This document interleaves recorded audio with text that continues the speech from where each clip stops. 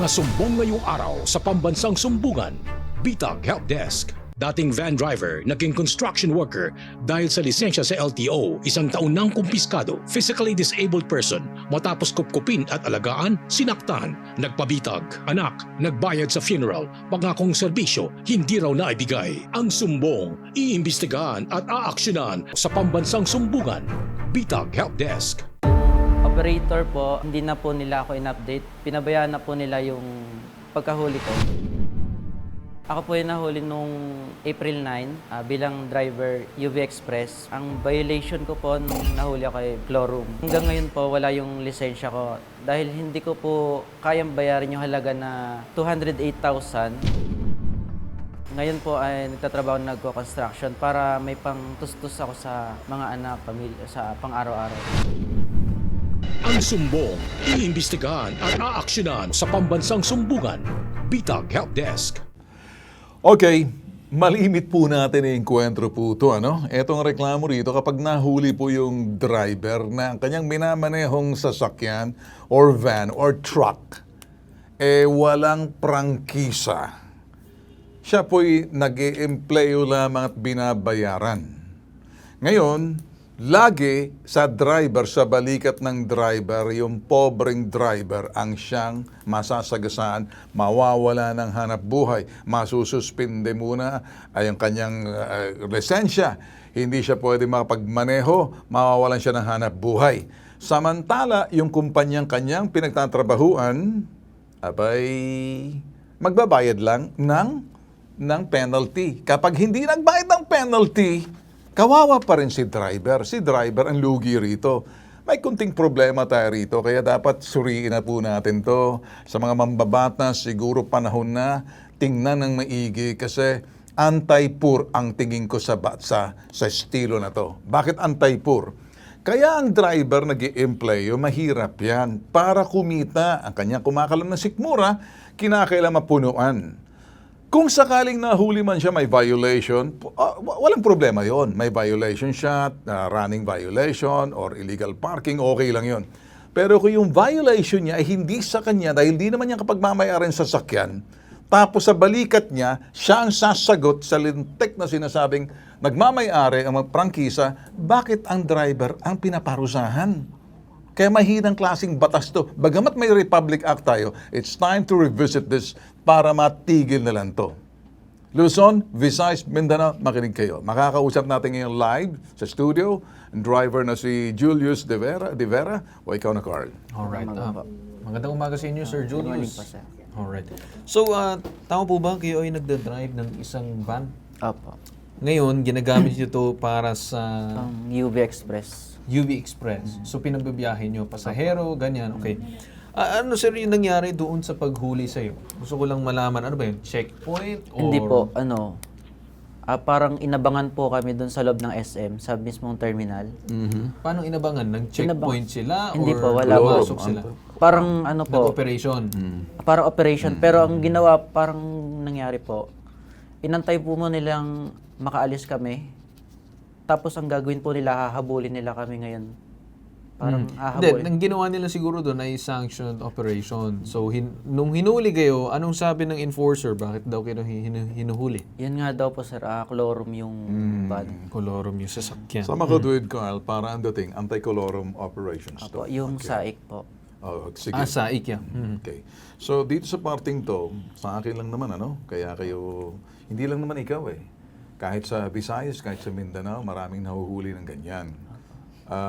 Pag kolorum talagang may kalalagyan yung sasakyan. Pero sa akin, nung nahuli ka, talagang kinonsumate nila na talagang na-make up ka, nagbiyahe ka, Opo. na-pick up mo mula sa Calamba SM, patungo doon, tsaka kay hinuli, caught in the act ang tawag noon.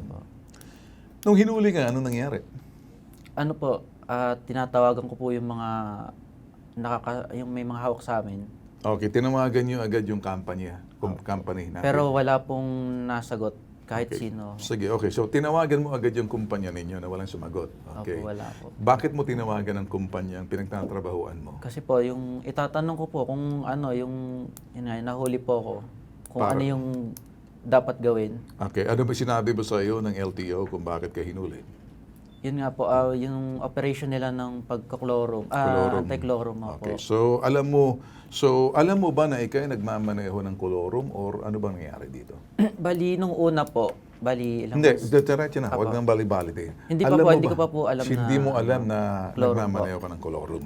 Nalaman mo lang nang hinuli ka Nung na. nahuli na po. Regular ka ba nagmamaneho or Sa public, yung UV Express, first time po. first time yan? Pero kalimitan po, driver ng mga company. Okay, sige. Kaya kita tinatanong dito, sagutin mo lang ako kasi huwag na tayo paligoy-ligoy. Ano?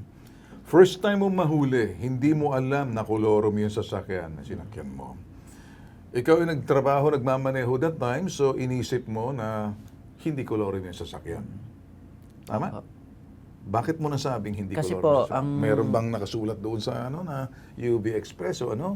Wala po. Pero ang lang po, ang may hawak daw po sa amin doon na yung SM. Yung Ang may PSI. hawak sa isa. Yeah, so yung kolorum yung sasakyan Opo, yan. yan Mhm. po. So nalaman mo na walang prangkisa yan? Opo, nung nahuli na po ako. Okay, nahuli ka. So nang nahuli ka, kinumpis kang driver license mo? O ngayon, tapos nakumpis kang driver license mo, ano nangyayari? Ayun. Sinabi mo sa may-ari? Opo. Nagpa-follow up po ako sa nila, pero Okay. parang nagpapasahan sila nung isa yung Okay, so nagmamani. sa makatuwid, hindi pa rin nabayaran yung sasakyan. Na-impound na yung sasakyan. Mhm. Ang sabi po nila doon, i-contest nila, pero Okay, sige, nandun na tayo. So, ang problema ay nasa iyo. So, ano naman ang problema mo? Wala kang lisensya ngayon. isang taon na po. Isang mahigit. taon ka na. So, nasabi mo sa LTO, pinababayad ba? Ano bang magkanong bayad ang dapat bayaran mo? Bali, 208,000. Bakit 208 yun bang lisensya lang para makuha mo? Bali daw, nagtanong na po ako doon, kailangan daw po parehas babayaran yung Parehas babayaran. Hindi siya mo, pwedeng kumbaga, sabit ka roon dahil driver ka, pati ikaw mawawala ng hanap buhay. Opo, yun po. Parang tingin ko rito, Carl, anti-poor, pag mahirap ka, lalo kang pinahihirapan. Samantala, yung mga kolokoy, teka muna, sila ang gumagawa ng kasalanan, sila ang libre. Ngayon, kausapin mo nga muna din, Chairman. Sige, kausapin muna. Sa linya ng telepono, nakikinig sa atin si Congressman Franz Pumaren, Chairperson ng Transport Committee and House of Representatives. Siguro, magandang umaga, Congressman Pumaren. Sir, good morning. Hi, good morning, Ben and Carl. Good morning. Salamat sa pag-imbita sa akin. At least personal kong nadidinig yung nagiging problema, no. First of all, ang sinasabing operator siguro, of course, sa ating driver, alam niya na kolorum sila. Kaya nagpapasapasahan ng ng telepono eh. Tama. Pangalawa, dapat din siguro i-call ang attention ng Shoemart na yan, yung SM na yan eh. Bakit nila inaalaw mag-operate ang mga kolorum under their compound? Okay. Tama po kayo, Congressman. I think you're right there. Kaya lang dito, Congressman, it takes two to tango. Parang siguro, baka parang public service na rin siguro. I'm not defending SM, siguro para maraming tao na hindi nila na-vet, hindi nila na-filter kung sino yung kolorum o hindi. Yes, And their effort to serve the public, siguro ganun, Yes. So, what calls my attention, Congressman Pumaren, siguro dito, parang, ayoko naman sabihin, pero parang ang batas dito, parang anti-poor kasi yung nagtatrabahong driver, pag hindi kinuha ng may-ari na operator at hindi bayaran yung 280,000 pesos, 208,000 pesos dun sa penalty sa yung reckless driving, okay. Failure to wear seatbelt, okay na yan. Unauthorized motor vehicle, number 2, number 3, 4, operating, parang pinakamabigat so far sa may-ari. Bakit po parang laging dikit? Bakit laging dikit lagi yung driver na mahirap doon sa nagmamay-ari na inuutusan lang? May kasalanan din po ang driver, pero bakit po na parang nawawalan po, deprived of income, desperate to earn, motivated and desperate to earn, when they're being arrested parang or siguro flagged down, sila po yung napaparusahan. Is there any way na parang panahon na kung i-revisit yung batas, medyo i-amend natin na wag naman ang siguro doon sa mga operator para magdala, hindi po yung driver kasi gagawin nila parang sila po yung sangkalan.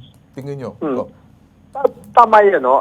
Actually ako, natutuwa at na imbitahan nyo ako dito sa programa nyo. At least personal kong nadinig kung ano nagiging problema. Tama kayo na we need to revisit that. Bakit yung burden ng penalty is ibibigay po natin sa driver? Tama. Na in fact siya ay nagtatrabaho lang. Except na lang of course kung siya talagang may-ari and everything. That's a different case. But with this case, I don't see any enabling law na ipe-penalize yung driver the same amount ng pinipenalize yung operator. Tama. But anyway, by next week, pagpasok namin ulit sa Kongreso, meron po talaga ako naka-schedule na hearing prior to this incident. Okay. Dahil we want to make sure na talagang magkakaroon ng sapat o tamang penalty sa mga ganyang nagiging problema. Dahil alam naman po natin marami tayong mga kolorong eh. Ang order naman natin dito, kaya nga kinol ko na yung attention ng LTFRB, I think 2-3 months ago, na kaya nagkakaroon ng kolorong dahil ang bagal ng proseso nila. Patay. In fact, ni-request ko nga sa ni-request ko nga dahil sinasabi nila medyo Jurassic pa yung proseso nila, wala silang computer. So, ni-request ko for this year, dapat mo-computerize na yan para mabilis. Kasi para nagiging rason nila eh. Alam nyo, Kong, at least nakita nyo po, makakatulong po kami because we have a lot of case studies, cases in which always the drivers got the burden, parang sila yung napaparusahan. Pag titingnan po natin, siguro hindi naman ganun yung intent, the spirit of the law and the intent of the letter of the law. Hindi naman po ganun. Kaya lang po parang anti-poor ang dating kasi napaparusahan yung pobreng motivated, desperate to earn. Hindi po yung kapareho na may-ari na sila po yung dapat napaparusahan dahil sila po yung may-ari. Ako I agree dyan na talagang hindi ako boto sa ganyang policy.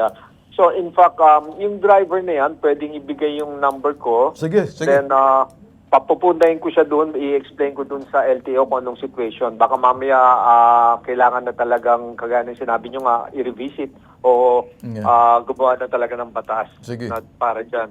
Sige. With that, Kong, kami pa nagpapasalamat sa inyo. Okay? We'll be working with you on this. Okay? Thank you so much. Thank you. Thank you, Ben. Thank you, Carl. Thank you, sir. Si Attorney Batas. Okay. Alright. So ngayon naman kausapin natin si Attorney Batas Mauricion, what he has to say regarding this. Magandang umaga sa iyo, Attorney Batas. Magandang umaga po, Ginoong Carl Bitag. Magandang umaga po kay Ginoong Ben Tulfo. Magandang umaga po kay Congressman Franz Pumaren. At sa ating po mga drivers, dalawa po kasi yung batas na nakikita natin dito na kailangan silipin, lalo na po sa inisyatiba ni Ginoong Ben Tulfo. Una po dyan, yung Republic Act 4136. Yan po yung basic land transportation and traffic code ng Pilipinas. Matagal na po yan. Nakalagay po kasi dyan na ang mga opisyales, police, peace officers, ay hindi manghuli maliban kung sila po ay deputized ng Land Transportation Office. So pwede pong amyendahan yan, tanggalin yung deputization power ng LTO sa pagkumpiska ng mga lisensya. Yan po yung pangunahing nakikita natin. Ginoong Carl Tulfo, Ginoong Ben Tulfo. Pangalawa po, yung public service law. Yung pong nagbibigay ng mga batas na nagbibigay ng prangkisa. Hindi po tayo nakakarinig na may nagpapatupad yan. Dapat po dyan yung Land Transportation and Franchising and Regulatory Board, LTFRB. Pero ang nangyayari po, yun lang LTO at yun lang pong pagkumpiska ang lagi pong ginagawa nito pong ating mga opisyal. Kaya po talagang kawawa ang mga drivers at nawawalan nga po ng hanap buhay. Ginoong Carl Tulfo, Ginoong Ben Tulfo. Alright, Sir Ben. Well, Attorney, kami nagpapasalamat sa iyo kasi naliliwanagan, although ready naman tumulong siya para i-revisit, if not i-amend, kung ano may mga batas na dapat kasi tingin po namin dito, pag titingnan po, parang anti-poor po ang dating eh. Kawawa naman yung po nagtatrabaho mga driver, parang lagi nakadikit sa kanila. Pag hindi kinuha yung lisensya, 1 taon, wala na. Wala sila, hindi sila makapagtrabaho. Tama po yun. Napakahirap nga po nun. Meron pong memorandum circular ang Department of Transportation na nagbabawal niyang pagkukumpiska, pero mas pinapaboran po ngayon yung pong mga deputized LTO officers and agents na mangumpiska. So yun po yung mga dapat ipasilip sa Kongreso kay Congressman Franz Pumaren sa kanyang kapahintulutan ayon po sa inyong panukala dito po sa ating pambansang sumbungan ng BITAG para nga po matigil naman itong lumilitaw na pang-aabuso sa mga drivers. Kasi ang lalaki po, katulad po niya, ang laki ng penalty na pinababayaran, hindi naman dapat yung driver. Tulfo. Tama. Pwede naman right on the spot kapara sa Estados Unidos kapag nakita na wala kang hindi registered yung vehicle mo, driving without a license, penalty ka, pero right away, yung ginagawa ng mga pulis doon, ay tinatawagan na yung towing company, dinadala doon sa impounding area, doon na lang mag-uusap, doon tutubusin na may-ari. Pero yung driver, they can go, maliligyan na ng ticket lang, pero yung dito, pinababayaan na yung sasakyan, hindi naman ini-impound eh. What do you think of that? Di ba, right away, i-impound agad pag nahuli, di ba? Tama po. Dapat po. Kasi ang may pagkakasala po dyan, yung pong, kumbaga, yung sasakyan at saka po yung may-ari dahil sila po ang may paglabag sa land transportation and franchising laws ng bansa. So, kailangan po ma-impound po agad. Okay. At isa po yan sa mga dapat na Okay. itagdag doon po sa sinisilip ni Congressman Franz Pumaren Okay. sa pakiusap ng Pambansang Sumbungan Bitag. Okay. Maraming salamat po. Ginoong Ben Tulfo. Sige, thank you. All right. Kung titingnan natin, although ang sasakyan niya naka-impound, pero mostly na nakikita natin, Carl, Yes. yung pag medyo nilalarga yung sasakyan, Yes. yung driver ngayon ang ginagawang go-between. Yung driver ngayon ang magsisikap na bayaran. Yung driver ang magmamakaawa. Yung driver magsusumamo na kumbaga, boss bayaran, hindi ako makita. Yes. So nasa driver lahat. So parang nilagay sa balikat ng driver. Yes. So kung sakaling in-impound man, okay lang. Impound mo na. Yung driver, maliit lang na penalty. Pero dito, hanggat hindi tinutubos, naka-impound lang, yung kanyang lisensya, naka-impound din sa doon sa sinasabing parking sa impounding area. Maling-mali yan. Yes. O di- Gano'n nakatagal, sir, yung license mo nandun sa LTO? 1 year and 3 months. Kita mo na, Mario Josep naman to. This is injustice in action. Well, with that, tutulungan ka na namin. Okay, Carl. Thank you. Alright. With that said, magbabalik tayo. Itong Pambansang Sumbungan, Bitag. Susunod sa Pambansang Sumbungan, Bitag Help Desk. Physically disabled person matapos kupkupin at alagaan, sinaktan, nagpabitag. Ang sumbong, iimbestigahan at aaksyonan sa Pambansang Sumbungan, Bitag Help Desk. Sa Pambansang Sumbungan, handa kang ipaglaban ang programa ng ating buong sambayanan. Magbabalik ang Pambansang Sumbungan. Pinupuntahan. Ruga, tell your father stop bullying the community. Pinakikinggan. Walang election pero nagkaroon ng proclamation. So sila ang namili? Opo. Kinukompronta. Ba't kang tatawa-tawa sa akin? Hindi ako nakikipagtawanan sa'yo. Total, wala naman kayong bakas. Anarkiya kayo eh. Nag-iimbestiga. Willing naman daw mag-settle si nanay. Willing ka naman umalis. So bakit hanggang ngayon wala pa rin? Itinutuwid. Ang menro mo, mekaniko, kaya walang alam. No, sir. Boss, stop it. Sabihin mo dyan sa mekaniko mo sa susunod, huwag niyo akong kakantihin. Hindi ako Tulfo, si Bitag ako. Umaharap ako. Inuunawa. Pakiramdam mo ba? Nakapagpaliwanag ka dun sa LTO? Imbis makapaliwanag, parang lalong bumigat. Kinakatakutan. Illegal to.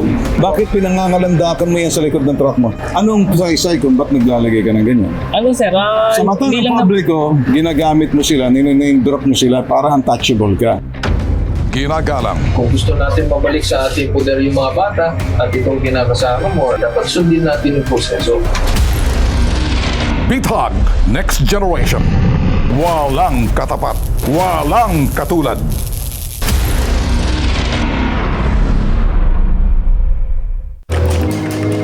Mark, kain tayo ng lunch. Si Mark. Sensitive ang sikmura sa matataba at maasim na pagkain. Sikreto at panlaban ni Mark. Gut Right.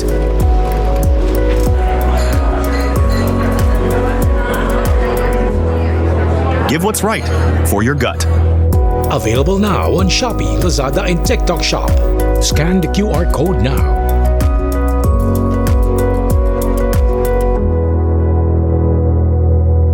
Coming soon to selected drugstores near you. Need help? Want to report? For immediate action, leave us a message about your complaint. Download our Bitag app now.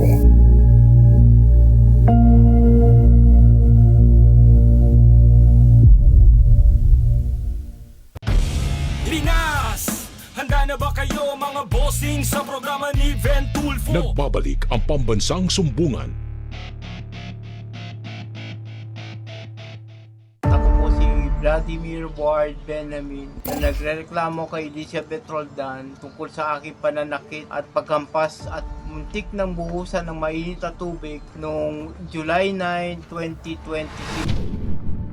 Simula po yun nung gabi na gusto niya akong bigyan ng pagkain na may lason at binantahan na papatayin daw. Kaya po kayo na pong bahala sa akin kung ano man po ang maaari nyo ibigay or gawin sa kanya. Ito lang po. Marami pong salamat. Ang sumbong, iimbestigahan at aaksyonan sa pambansang sumbungan. Bitag Help Desk. Maswerte po tayo na tayo'y kompleto at wala tayong kakulangan sa ating pagkatao at physical, ano? Ito pong storya na to nakakainit ng ulo eh. Pag hindi kumulo ang dugo mo, ewan natin kung tao ka pa ba o wala ka lang pakialam sa mundo. Nakita niyo naman, ayan pong lumapit sa atin. May kapansanan na, naputulan, amputee po siya because of diabetes. Wala na po siya yung paa. O matapos siyang kupkupin, alagaan, sinasaktan naman. Tapos kaya nagpabitag. Nakita niyo yung video kanina. Baka gusto niyo ulit makita yung video ko, anong pinagagawa sa kanya, na videohan hata, yung pagkikita na. Yan, nakikita niyo, ayan. Punta yung, tinutula kung ano-anong pinagagawa. Ayan po, yan. Hindi ko na maintindihan to. Tutumba yung kama kung saan nakahiga yung PWD. Nakahiga na sa labas na. Hindi ko na intindihang kolokoy na tong Sus Mariosep. Makakausap natin ngayon yung sinasaktan si Vladimir Benjamin. Magandang umaga sa iyo, Vladimir Benjamin. Sir, good morning sa iyo. Sir, magandang umaga po sa iyo, Vladimir. Sir. Wala ata. Andiyan ba ngayon? Hello, sir? Hindi ata tayo narinig eh. Hello? Nag-redial daw, sir. Nag-redial tayo. Sige, okay. So, dito sa parting to, marami po kami na-enkwentro ng mga taong may diabetes kapag naputulan na po sila ng paa. Hindi na po sila mobile. Either dependent na po sila sa wheelchair, if not dependent na po sila sa kanilang kinalalagyan, either kama o silya. Mapalad po tayo kapag dahil ganito, nakikita po tayo ng mga ganyang klaseng taong inaabuso. Hindi po tayo pwedeng magbulag-bulagan. May kasabihan, nananatili at ito'y mamamayagpag yung kasamaan at kalokohan, pang-aabuso, ninuman kapag walang mabubuti at mga taong may tamang pag-iisip na tumayo at huwag hayaan yung sinasabing kasamaan o pang-aabuso, ninuman. Pag wala po tayong ganyan, manadaig po yan. Dadami po ang tribo nitong mga sinasabi nating kolokoy, keengkoy at mga kumag kung sino-sino yan. So ngayon, nare-redial po natin. Hindi po madali, So, tinitingnan na sa telepono na, Vladimir Benjamin, magandang umaga sa iyo. Sir. Magandang umaga din po, Sir Ben. Okay, sige. Nakita ko, padala mong video sa amin. Ako'y medyo uminit ang ulo ko. Ano bang ginawa sa iyo nung babae ba yan? Binubuhusan ka ng tubig? Ano bang ginawa sa iyo dyan? Muntik lang po. Kasi daw, sabi niya nung nag-hearing kami po sa barangay, kasama si Secretary Pamboy po, at si Kapitan, sabi niya, wala naman daw gas yung kaya hindi siya nakapag-init. Malamig na tubig daw ibubuhos siya sa akin. Kung may panggas siya, bubuhusan ka ng kumukulong tubig. Opo. Ayun. Aha. Ewan ko po kung dahilan lang po yun or ano. Baka bullshit lang siya. Ano pagkasabi niya? Swerte mo, wala akong panggas, kaya malamig na tubig na lang bubuhos ko sa iyo. Opo. Pasalamat ka pa ngayon. Salamat at hindi mainit. Nagpasalamat ka sa kanya po nung kami sa hearing. Ganon. Ito bang babae na to, sabihin ko sa iyo, paano mo nakilala to? Paano ka kinupkup nito? Ano ba nangyari dito kung bakit napunta ko sa kanya? Ano mo siya? Common friend ko po, kakilala ko siya sa Tiangge kasi yung pinakasama ko dati kasi bawal ako mag-asawa dahil may pension po ako. Nakilala ko sa Tiangge po sa Taytay. Okay. Tapos nung nagka-problema po kami nung kinakasama ko po, nagpa-rescue ako sa kanya. Kasi, So, siyang taga-rescue mo? kasi siya lang po yung contact ko na malinaw eh. Okay. Paano ka? So, alam niya ba na meron kang pension? Kinuha po ako sa Antipolo, then dinala ako dito sa Binangonan. Saan ka ba yung dati kapatid nakatira niya. nung nirescue ka niya? Nasa Antipolo po. Sinong kasama mo that time? Si... Yung Nakalimutan ko kinakasama na po mo yung dati? nalaman. Opo. Anong ginagawa? Sige. Sinasaktan ka rin? Wala pong palagi po kung walang ilaw.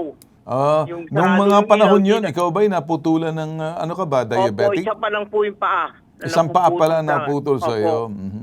Ikaw ba'y may pension? Meron po. Magkano pension mo? 11.8 po. 11.8 kada buwan. Opo. So kaya nagpa-rescue ka dito kay Elizabeth.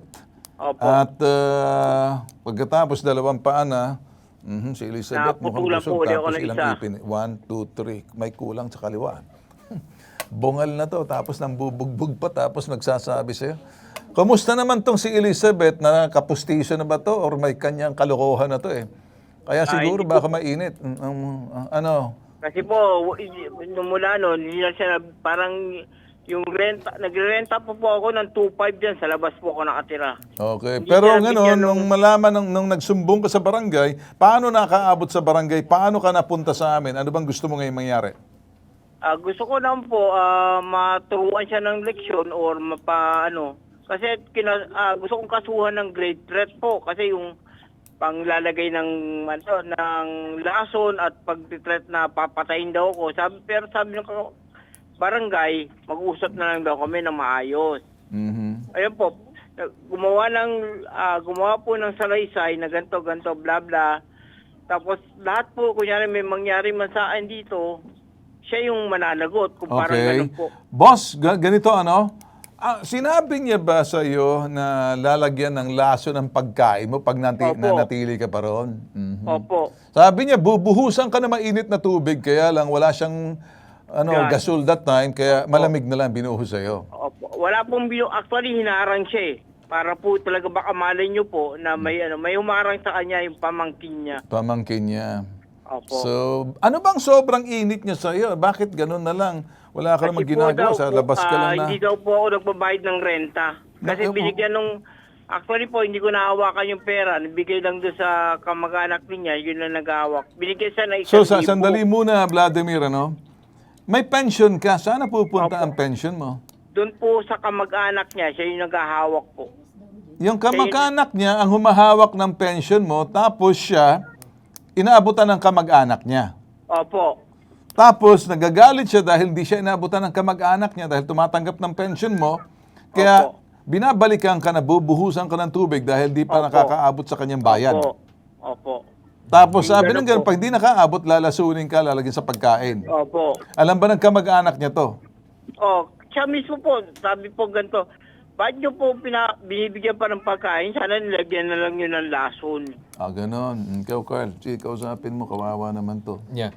Vladimir, yung 11,800 mo na pension, napupunta doon sa kamag-anak, tama, di ba? Ngayon po, hindi na. Hindi na ngayon. Pero dati, ganun ang Dito na setup. po sa bago kong tinitiran po. Hindi, okay. So, Vladimir, dati, yun ang setup ninyo. Kailan nagsimula nag-alboroto na tong si Elizabeth? Noong February pa po. Ano daw dahilan? Bakit nag-alboroto na siya? Ganun po, Parang hindi akala po ko galit na galit. kumbaga, parang hindi nababahagian. Wala daw. Hindi na papartihan. Opo, parang siguro ganun. mainit ang ulo niya. Pampustisyo niya. Kasi Hindi walang- nabigay sa kanya. hindi Kaya po- kita, kulang-kulang Kasi po pang ipin niya mahilig ngayon. kumimik yan eh. Ha? Hindi makagimik po. Lumakwat siya. Makwatcha? Oo, kahit 70 years old po. 70, okay. Itong pension mo, sir, na binabanggit, kailan mo, sir, tinigil na ibigay sa kanila? Hindi po. Diretso po yun. Hindi po ako mahawak ng pera. Yun lang Hindi, po sir, yung ngayon. withdraw. Sabi mo, hindi na ngayon numahawak, di ba? Kailan nagsimula? Ngayon lang po. Ngayon, kasi ang susunod kong pension po sa August pa eh.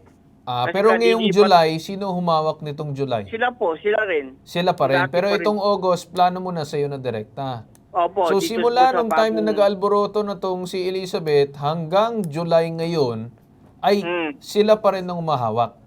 Opo, Okay, yung Sir Ben, yun yung ang kamag-anak niya. Okay, sige. Ito ang aming sasabihin sa iyo, tutulong na kami sa iyo dito. At salamat naman, nakuha mo ng pension mo. Opo. Okay. So, ngayon, hawak mo na. Opo. Oh, saan ka ngayon nakatira? Dito po kay Kagawad Anore Aha. ng Kinupkop Barangay siya. Layunan din po. Alright. Kay Kagawad. Mhm. Opo. Siguro naman, pag kay Kagawad ka, hindi ka na nila... siguro dahil nagpabitag ka na. Iba pa kasi pag nagpabitag, iba kami. Opo. Alam ko Siguro naman po ngayon, yun. wala nang pwedeng gumalaw sa iyo. Yung babaeng, pangalan nung sino yung babae na yun? Elizabeth. Si Elizabeth. Elizabeth po. Hindi kaya galit siya dahil wala pa siyang pustiso? Hindi ko rin po alam. Baka po. Ayun nga siguro, kaya sabi ko, sige, ganito na lang. Total, anyway, nakuha mo ng pension mo. Susunod, ikaw nang hahawak ngayon. Opo. May tinitirhan ka na, hindi ba? Opo, dun po. Okay, Manila masalamat naman Kagawad. at may magandang loob na. So ganito na lang siguro, at the time being, yung kinikwento mo sa amin ngayon, kami nagpapasalamat at total, nakatingin naman. Alam ko naman si Kapitan Cholvo at may ginawa rin siya sa Kagawad, okay na sa atin. Lalo pa yung sekretary niya po, yung malakad Oo, medyo mabait sila dyan. Wala tayong masabi pag mga ganun, mababait na tao. At of course, andito man sa social worker na municipal MSWD, magbabait pala naman sila dyan. Hindi na natin kailangan kausapin sa isang araw. Siguro ang gawin natin, pwede ka ba namin bisitahan? Pwede po. Okay. Bisitahin ka namin kasi gusto kitang makilala. Parang malay mo ba, kailangan mo ng wheelchair?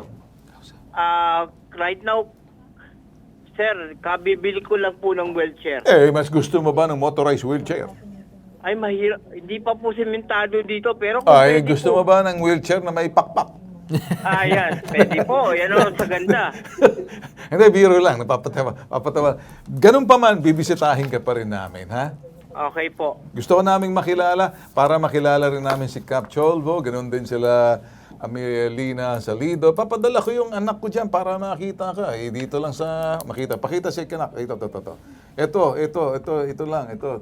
Medyo mabait to eh. Di ka pareho ko. Mabait ako pag medyo sa mga taong mababait at medyo iba ako pagdating sa mga taong mapanglamang ha. So papadala ko si Salamat Carl po. ha.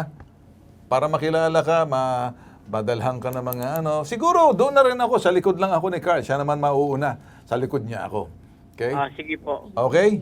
Sir. Okay ba Salamat sa'yo? po. In advance. Alright, sige. Magkikita-kita tayo. Relax ka lang dyan, ha? Opo. Okay. Fighting Ito lang po pong palagi. pinalakas, pinalawak, bagong, ito ho'y pambansang sumbungan, walang katapat, walang katulad. Susunod sa pambansang sumbungan, Bitag Help Desk. Anak, nagbayad sa funeral, pangakong serbisyo, hindi raw naibigay. Ang sumbong, iimbestigahan at aaksyonan sa pambansang sumbungan, Bitag Help Desk.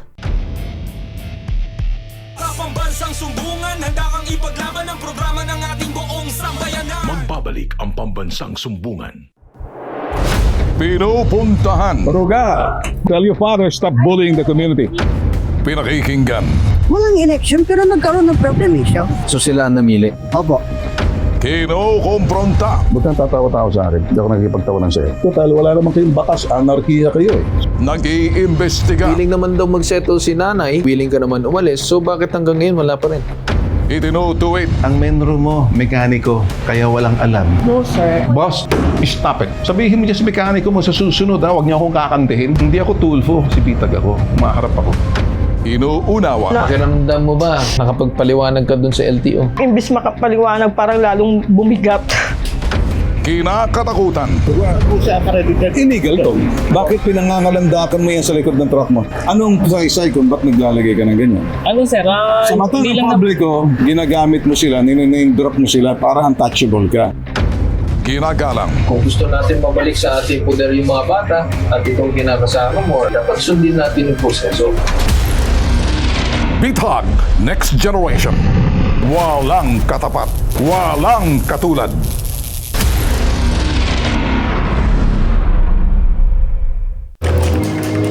Mark, kain tayo ng lunch. Si Mark. Sensitive ang sikmura sa matataba at maasim na pagkain. Sikreto at panlaban ni Mark. Gut Right.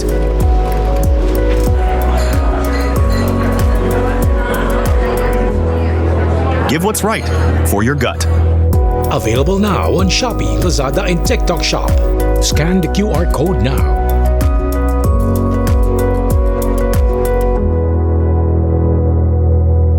Coming soon to selected drugstores near you. Need help? Want to report? For immediate action, leave us a message about your complaint. Download our BTAG app now.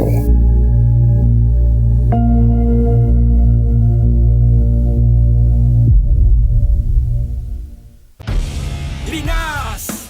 Handa na ba kayo mga bossing sa programa ni Van Tulfo? Nagbabalik ang pambansang sumbungan. Pinabayaan po nilang mabulok at inuud na lang po yung papa. Lumapit po ako sa pambansang sumbungan na bitag dahil gusto ko po ireklamo ang punerarya na John Paul Funeral Home. Kasi po sa kapabayaan po nila sa bangkay ng tatay ko. Kinuha po nila yung bangkay ng tatay ko pero hindi po nila inasikaso kahit na anong linis or gamot po, hindi po nila inasikaso. Sabi po ng John Paul Funeral Home, ang all-in daw po na set nila is 92,000 daw po. Tapos tinawaran lang po ng tinawaran kasi PWD po ang papa ko. So bumaba po siya ng 72. Sabi po ng kapatid ko, bumaba ng 72. Tapos hindi pa rin po namin makaya, nakiusap pa rin po kami nabawasan pa kasi ayun nga po, nasunugan na po kami, namatayan pa po kami. So wala po talaga kaming kapera-pera, biglaan lang din po yung uwi ko. Tapos ayun po, hanggang sa binabaan na lang po nila ng 40,000. Sabi po ng John Paul Funeral Home, sabi po nila is wala na po kami po problemahin, ibuburol na lang po yung bangkay ng tatay ko. Kaya lang po, nung June 15, nung time po na nabuo ko na po yung pera na hinihingi nila na 40,000, nag-full payment po ako ng 40,000 sa John Paul and kinuha ko po yung bangkay ng papa ko and kinuha ko po siya, nangangamoy po talaga. Ang sumbong, iimbestigahan at aaksyonan sa pambansang sumbungan. BTAG Help Desk. Alright, so kusapin natin ngayon itong mismong complainant dito sa nangyari si Renaline Lagrada. Magandang umaga po sa inyo, ma'am. Magandang umaga rin po sa inyo, sir. Alright. So, ma'am, medyo nakabahala itong nangyari. So, bago tayo magsimula, pasintabi lang dun sa ating mga viewers kung may makakita mga masasela, mga picture, video na hindi kaakit-akit at especially lunchtime na po ngayon. So, ma'am Renaline, pupunta na po ako dun sa aking gustong tanungin. So, yung inyong reklamo ay dahil doon sa hindi sa pag-asikaso sa labi ng inyong tatay, tama po ba? Opo, sa kapabayaan po. Kapabayaan ng funeral parlor. Ano po ba, ma'am, yung naging problema doon sa funeral parlor? Nagbayad kami na hindi po nila inisikaso po yung bangkay ng papa ko. Hindi inasikaso ang bangkay? Opo, hindi po nila ginamot at nilinis. Nagpirmahan kayo ng kontrata, tama po ba? May kontrata po sila na binigay. Opo, yes, nagpirmahan kayo nung araw na natanggap yung labi, tama ba? Opo. And then, ilang araw pagkatapos binayaran mo nung tinawagan ka na? Bago ko po nabayaran, 4 na araw po muna bago ko nabayaran. Okay. Bakit mo binayaran nung pagkatapos ng 4 na araw? Kasi nga po, yun nga po yung gusto nila na magbayad daw po kami para po ma-pull out Tumawag yung sila sa'yo? Opo, para po ma-pull out yung bangkay ng papa ko. Okay, para ma-pull out na. Ano bang binayaran mo? Ano bang serbisyo doon dapat na cover ng 40,000 na binabanggit mo? Yung sabi po nila is nalinis na daw po nila, inimbalsa mo na daw po nila, at saka na-freezer daw po nila at wala na daw po problemahin, ibuburol na lang daw po sabi nila sa akin. Ibuburol na lang? Opo. Tapos may iba kapag dadalhan para sa burol? Opo, ko po sana siya kasi nakuha na natin, ma'am. So, ibig sabihin nyo, yung binayaran yung 40,000 para lang doon sa pag-asikaso sa bangkay. Tama po ba? Processing. Okay, sa pag-process ng bangkay. Ngayon, nung pagpunta mo doon, na-claim mo, anong nadatnan mo? Yung medyo hindi sobrang detailed, ma'am. Kahit yung general lang. Nangangamoy po siya. Nangangamoy po talaga nung unang pagkuha po namin. Pagpasok pa lang po namin ng van, nangangamoy na parang hindi siya. Talaga inasikaso. Wala po talaga. Anong nakita mo parang estado ng bangkay na nakita mo? Hindi yung sobrang detalyado, ma'am. Nakita na naka-plastic. Opo. Kung hindi ako nagkakamali, parang binalot lang. Binalot po nila. Parang lang po yun, kumbaga kung paano po nila kinuha, parang ganun lang po. Binalot lang po nila talaga. Sa plastic lang po na ganun. Ngayon, anong naging sagot nitong kumpanya or parlor na kausap mo? Nung time po na inano ko sila, tumawag po sila sa amin na pinapabalik po nila yung bangkal para Anong ayusin sagot daw ng po. nitong funeral home na pinagpadalhan na sabi mo hindi inasikaso? Anong sagot nila kung bakit ganun ang estado ng labi? Hindi, pinipilit nga po nila na inasikaso daw po nila. Pinipilit po nila. Okay, Sir Ben. Question. Kasi kung gano'n ang situations, ang sinasabi na proseso na lang yung labi ng ama mo. Pero nung makita mo, parang walang ginawa. Wala po Sabi talaga. nila na, na-imbalsa mo nila. Opo, yun po yung sinasabi, inano po nila sa akin na... Paano, narinig ko kasi kanina, sinabi mo na, ready na, pangburo na lang. Opo. Well, ano ba nangyari? Nakalagay ba sa taol? Wala po. Kung ano po yung itsura niya, yun pa rin po na kinuha namin. Nagbayad ka ng 40,000? Opo. Nung nabayad ka ng 40,000, anong nangyari pagkatapos noon? Pinakuha na sa inyo yung labi? Opo, pinakuha na po sa amin sa may morgue po nila. May kabaong ba? Wala po. Nakalabas po ang bangkay ng papa ko nung pagkuha po namin sa morgue nila. Nasa labas lang po talaga siya. Saan nakalagay? Sa isang stainless na lamesa o sa sahig? Sa lamesa lang po siya. Nakalagay lang po siya sa lamesa. Nakabalot sa plastic? Opo, yun lang po. Kung ano po yung balot niya, yun lang po talaga. So, wala silang ginawa, ibig mong sabihin. Guro, nakausap daw ng ang admin ng inarereklamong John Paul Funeral na si Lester. Ayon sa kanila, maayos daw ang binigay na serbisyo sa labi ng tatay mo. Hindi raw nila sinasang-ayunan ng reklamo na may amoy daw yung labi ang ng iyong ama. Ay nag-offer pa raw sila na ibalik sa kanila yung labi, pero hindi na raw ibinilik sa kanila ng pamilya. Ano ba nangyari? Nagbayad ba kayo sa kanila? Yes. Bayad po kami ng 40,000 po talaga So sa tinanggap John nila Paul. yun. Siguro kausapin muna natin na hindi ba pwede makausap tong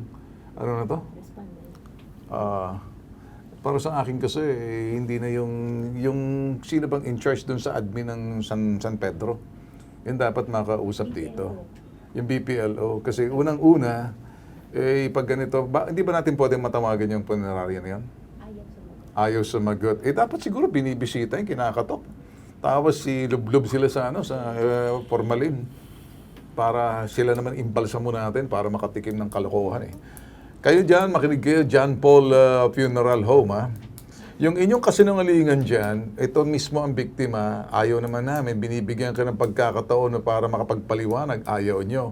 Bagkus nagpapaliwanag kaysa sinasabi ninyo, pero ayaw nyo magpa-interview. Sa ayaw nyo sa gusto, kaya naman namin puntahan yan dyan, ang lapit-lapit nyo lang So, wag nyo kaming hahamulin kung haharap kayo dahil kung hindi, ipapatawag namin kayo. Siguro kausapin natin muna to Carl, sino ba itong nasa sa linya natin? Sa City Health. Si Dr. Rosana Cunanan sa linya ng telepono. Magandang umaga po sa iyo, Dr. Cunanan, ma'am. Magandang umaga po. Okay, ma'am, apparently may problema po tayo rito. Una sa lahat, mukhang deceitful po siguro, allegedly, ito pong ginagawa ng John Paul Funeral Parlor. They collected 40,000 pesos to process the remain itong sinasabing father niya. Ang nangyari, para nakita, wala naman lang daw ng kabalot lang sa plastic at pagkatapos may amoy na daw, tinatanggi raw po ng funeral parlor. Dito po sa parting to, nagbayad po sila ng 40,000 pero wala man lang sa kabaong, wala. So para saan daw yung 40,000 na yun? Yun po yung sinasabi nila nasa imbalsa mo daw po, paglilinis daw po, paggamit daw po ng freezer. Yun po yung paggamit ng freezer, embalsam, etc. Ano po nakikita ninyo, ma'am? Pero sinasabi po ang kamag-anak, kita niya mismo, kinuha niyang labi ng kanyang tatay, nasunog daw ata, nasunugan sila. Wala naman daw service na nagawa, 40,000 tapos naka-plastic lang. What do you think of that process? Alam niyo po ito, ma'am, kung kayo po'y nakikinig dito. Nabanggit po kahapon nabanggit po yung case na yan. So, medyo nagtaka din po ako kasi from Santa Rosa yung funeral parlor. So, basically, hindi ko naman po kasi nakita din yung body. But yung sinasabi na kung nagbayad ng 40,000, kasi nga, nasunog po yung body, di ba? Mm.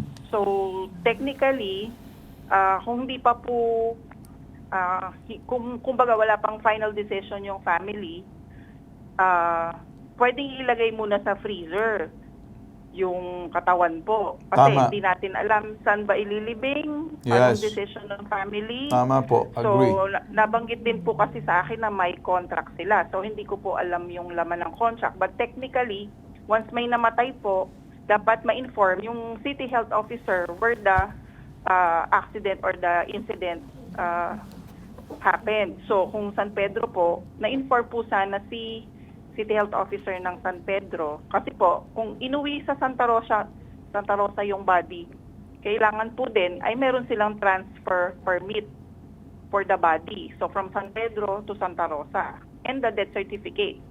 So, certifying po na talagang namatay yung client or yung mismong tao po. Ma-certify na talagang patay na siya.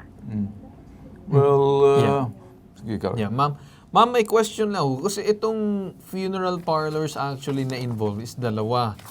Yung una po, ma'am, yung inireklamo nitong ating complainant. Yung pangalawa, ito po yung nag-asikaso doon sa labi. Ngayon, ang sabi po nitong panghuli nilang pinagdalhan, yung pangalawa, ay hindi po, ma'am, inasikaso yung katawan. Wala man lang daw freezer, wala man lang daw pag-imbalsamo. Yung mismong funeral parlor na sumalo, ma'am, can attest to that. I think kung hindi ako nagkakamali. And bumaho na raw. They even said so themselves. Yes po, kasi pag in-embalsa mo, it means talagang parang pine-preserve muna natin po yung body. Yes. Kung wala pong immediate na nagawang embalsa mo, syempre, yung natural decomposition ng body pag namatay po, magte-take into effect na siya. Yes, so, yes. yun nga, babaho kasi meron na siyang magkakaroon ng mga maggot. Syempre, magtutubo Yes, yes. na po yung bacteria kasi yung blood po na naiwan pa sa body is a medium Siguro, form ma'am, wag na natin masyado bacterial i-discuss growth, yung specifics kasi may mga nanonood din po Okay, parang sige hindi po. masyado. So, ma'am, yun ang aking sinasabi ngayon for the reason na ito si ma'am, from the time na idinala na doon yung katawan, nagpirmahan na kaagad ng kontrata, then 4 days later, she paid and released na yung katawan. So, there was already a service rendered na sa kanila dapat, pero hindi po nila ginawa. So, ano pong masasabi, ma'am, ng City Health? Possible ba na mag-inspect kayo, magtingin kayo, magawa nyo ng aksyon regarding this case? Kumbaga kung natural process po, kasi yun naman pong disposal of the dead body, meron po tayong batas yan, yung ating PD 856.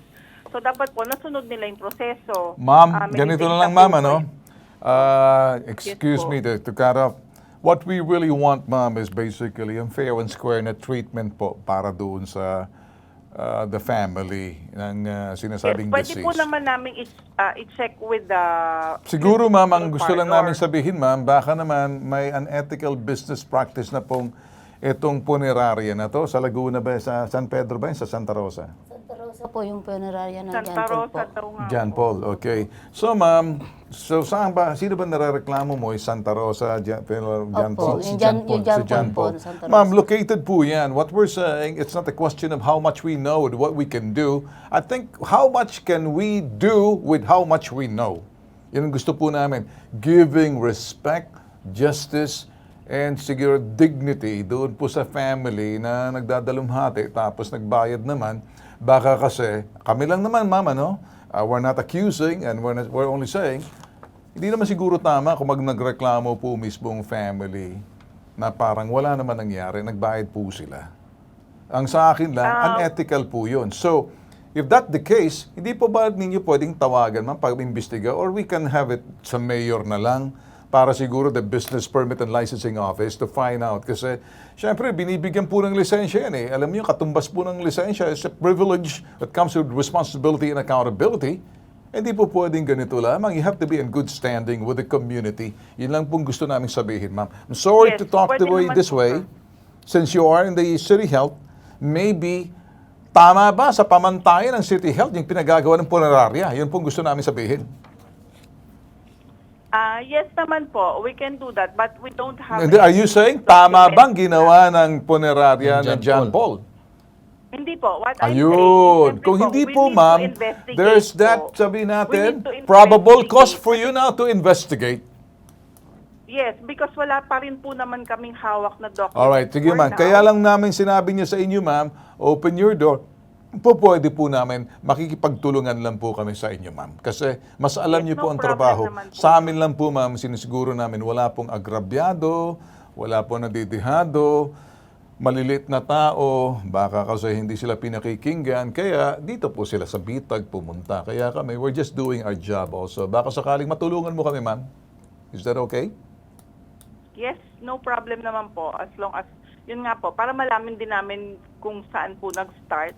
Kasi sa ngayon po, hindi talaga ako makakomment. Yes, ma'am. No problem. Any magandaan. Wala po information akong naman, ma'am, na document kinakailangan ninyo, we'll be willing to forward. The mismong complainant can go ahead and be there for your assessment. Wala nang problema dyan, ma'am. Siguro ma'am, pahabol na lang ako, no? Why can't you just simply summon or invite them to find out exactly if they're doing, the proper protocol or the standard na sinusunod doon sa sinasabing alituntunin na dapat sundin ng mga punerarya kapaleho niyang binigyan ninyo ng lisensya ng John Paul Funeral Homes na dapat malaman po nila kung tama ba. Kanino po sila nananagot? Ano pong katumbas ng pananagutan na binigay sa kanilang lisensya kung may pamantayan po tayo sa City Health? Hindi po ba? Yun lang pong gusto namin sabihin. Ayaw po muna namin maghusga, pero ngayon pa lang, ma'am, tinitimbre na po namin kasi meron pong lumapit sa amin. Parang naaawa po kami, ma'am. Sige po. But the first step of makikipagtulungan justice, po kami. ma'am, is to us to listen carefully. We have to understand, intindihin natin, unawain natin, kaawaan natin, umaksyon po tayo. Ganun lang po kasimpleng gusto namin mangyari, ma'am. Okay, ma'am? Yes po, no problem naman Alright, po. sige, maraming salamat. Makikipagtulungan kami. Tutulungan ka na namin dito. Thank you so much, Dr. Cunanan, ma'am. Thank you. Yes po, welcome din. Okay, Thank- ganito na lang. Siguro, ganito kasimple. Sige, pag-usapan natin sa baba kung ano pang magagawa natin dito. Kasi kung ayaw naman humarap tong putok sa buhong punerarya na to, pati may-ari niyan, lulublob ko sa formalin eh. Pag ako ng buisit, kasimple nito. Okay, Carl. Okay, relax ka lang. Tutulong kami sa'yo. Ha? Okay, sige, Carl. Alright. With that said, dyan na tayo nagtatapos sa ating programa ngayong araw. Itong pinalakas at pinalawak na Pambansang Sumbungan, Bitag. Pambansang Sumbungan, Bitag Help Desk. This program is brought to you by San Miguel Corporation, GCash, kaya mo, i-GCash mo. PAGCOR, Advocates for Responsible Gaming. NGCP. Apply now for the Pag-ibig Fund MPL via Virtual Pag-ibig. Cebuana Luwinier.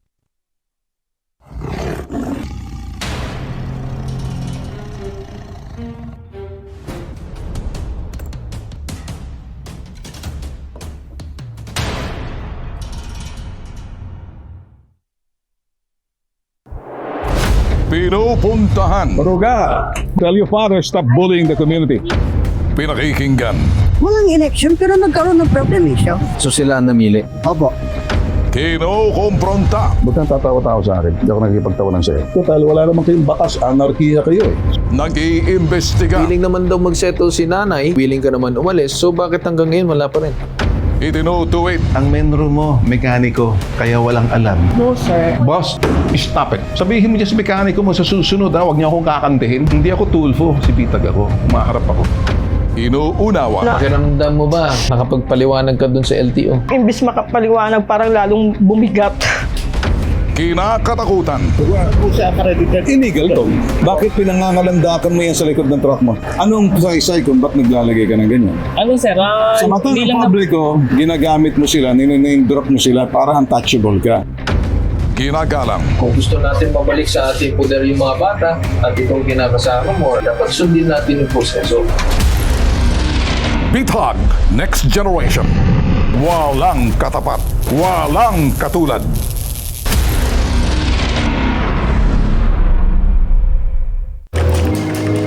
Mark, kain tayo ng lunch. Si Mark. Sensitive ang sikmura sa matataba at maasim na pagkain. Sikreto at panlaban ni Mark. Gut right.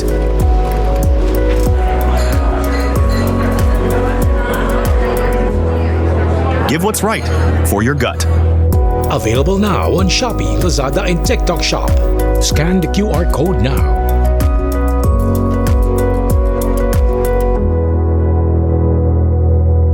Coming soon to selected drugstores near you. Need help? Want to report? For immediate action? Leave us a message about your complaint. Download our Bitag app now.